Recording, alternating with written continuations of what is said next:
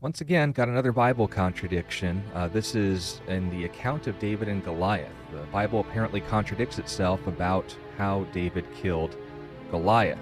Let's read the passages. In 1 Samuel chapter 17, verses 49 and 50, it says that he killed him through the sling. But in verse 51 of the same passage, it notes that he cut his head off with a sword.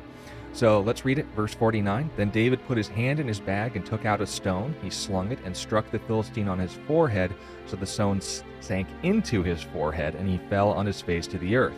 So David prevailed over the Philistine with a sling and a stone, and struck the Philistine and killed him.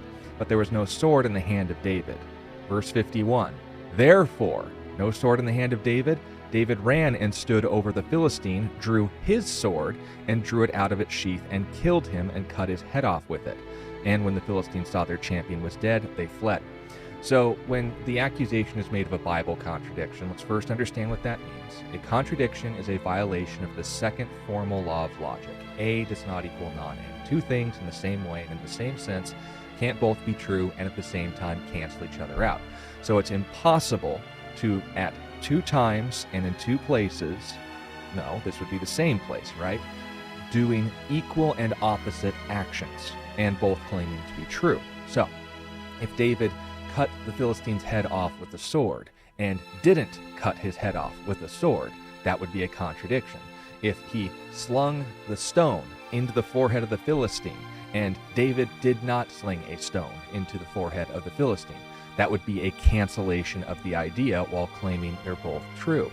But in these three verses, there's no contradiction, because all we're told is that when the Philistine got the stone lodged in his forehead, it killed him.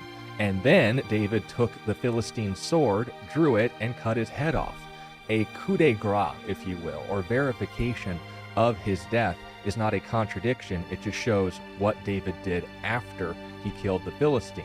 And after cutting off his head, I'm sure we could be certain then what happened to the Philistines' mortal functions. But here's the point.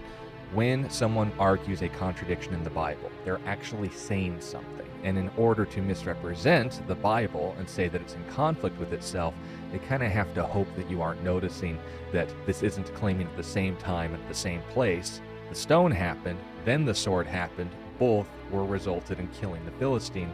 The sword just emphasized to the crowd what had actually happened.